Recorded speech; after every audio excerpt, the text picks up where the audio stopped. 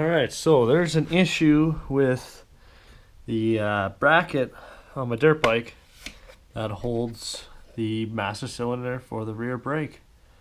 So I'll show you what it is. Let me just unbolt this. Well, there's one piece of the problem. Move that bolts.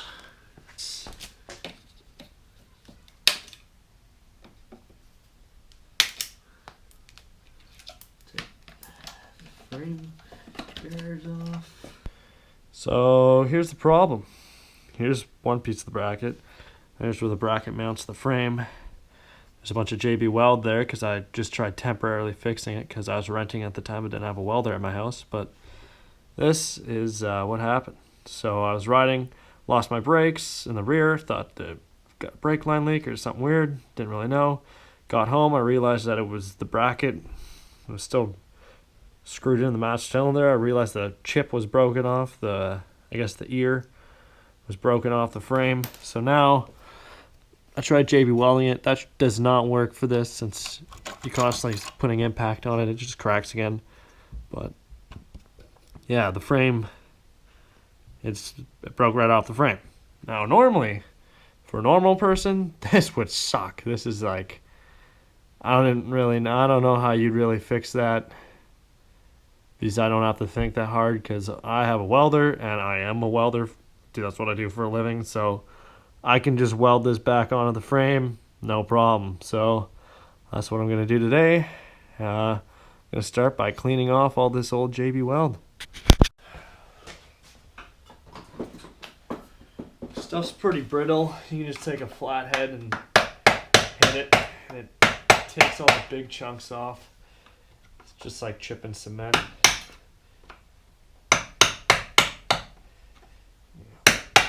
There we go, that huge chunk just came off. Another huge chunk.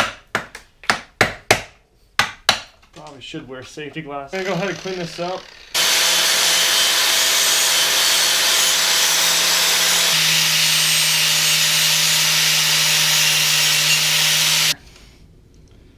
Alright, so that's not bad. Cleaned up. So you see that steel's now, it's not completely 100% grinded down. It's just all the paint's gone. That's all I need. This isn't a critical weld or anything. This is definitely broken off before because there's evidence of two welds that were done before, and if you look, it still broke. They only welded two spots and they didn't fuse properly, so it just broke again. So there's two welds. So this has already been done once before. I don't know if you can tell. You might be able to see it. This little higher spot there, yeah, there's evidence. Someone welded one side of it. I'm gonna actually weld both completely out. So now I'm actually gonna take a grinding disc and hit these old welds and take them off.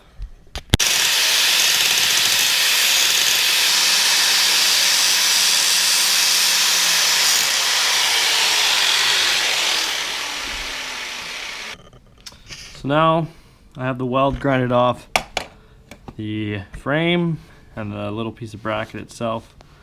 Took that old weld off, and now I'm going to clamp it up and we'll tack it. So I've got a vice grip to the frame, and I'm pretty sure that's how it's supposed to be positioned. So I'm going to take my welder. I'm using a MIG welder, gasless flux core. And I'm going to put a tiny tack up here. You could not stick weld this, by the way. You'd have to TIG weld or MIG this. If you tried stick welding this, it would burn through. It would be too hot. You could probably try, but yeah, it would work. Like if you're skilled, it would work, but it's just so much easier with a TIG welder or a MIG welder. And I'm just going to use a MIG welder. But yeah, I'm going to tack the top and then take the vice grip off. Test fit it, see if it lines up well enough, and then I'll tack the bottom and start welding. Got on the lowest heat setting and a pretty low wire speed because this is really thin, and if I use a high heat it's just going to melt away and it won't even work. And when I actually weld the whole thing out, I'm not going to be able to do one weld all the way up and one weld on the back side. I'll have to I'll show you later, but I'm not going to be able to put that much heat into this since it's so thin.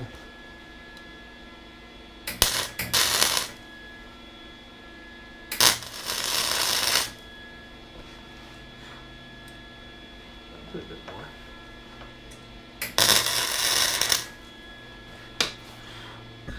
Pop the vice grip off. Now I'll take my master cylinder, test fit it. If it fits, I'll tack the bottom and then weld the back. After it's been tacked on, it lines up with both bolt holes. As you can see, the bottom hole has been a little reamed out from the top one being broken or the bolts being loose, but it doesn't have to be perfect. That's well enough to get both bolts in, so I'm going to tack the bottom and then weld the back.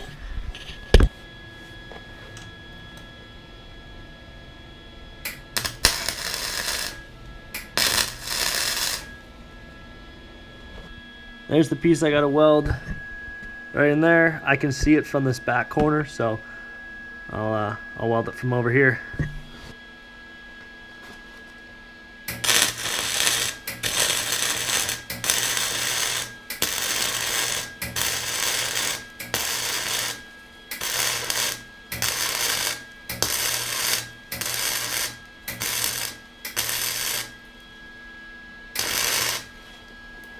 When I was welding that, why I just was on and off the trigger.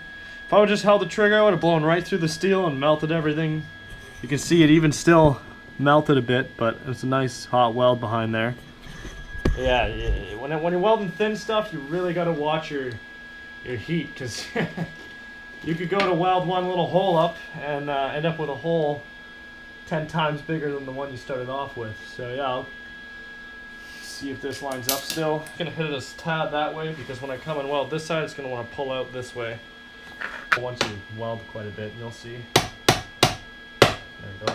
So I'm actually gonna grind this line out into the weld that I did behind there, and then re-weld this side. Why I'm gonna do that is so that there's a weld all the way through 100% of the piece. Because if I just weld the back side, then the front side, if I just weld over that, there's still going to be a crevice in there, a crack. That's going to be underneath the weld, and that could still break eventually one day. And this part is gets a lot of tension on it. So I'm going to grind this out. We'll put a little slit in it and re-weld it. If you don't want to know what I'm talking about, you're going to see.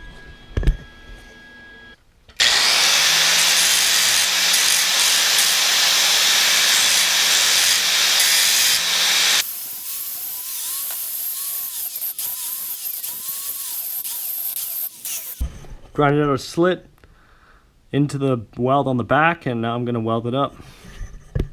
This just makes it stronger, like I explained before.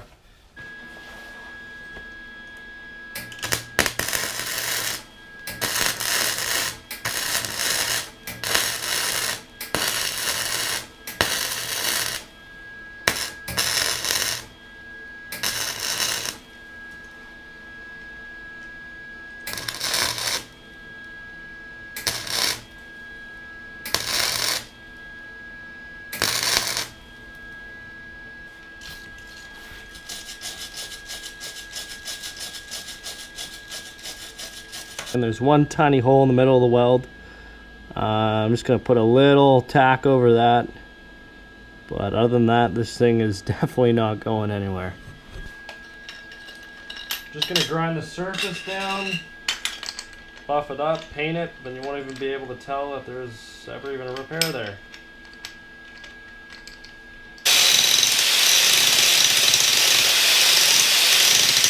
So it's got all buffed down. I'm not going to grind the back because my grinder's not going to fit in there, but you see the holes line up. I'm going to paint all that up and look like nothing ever happened.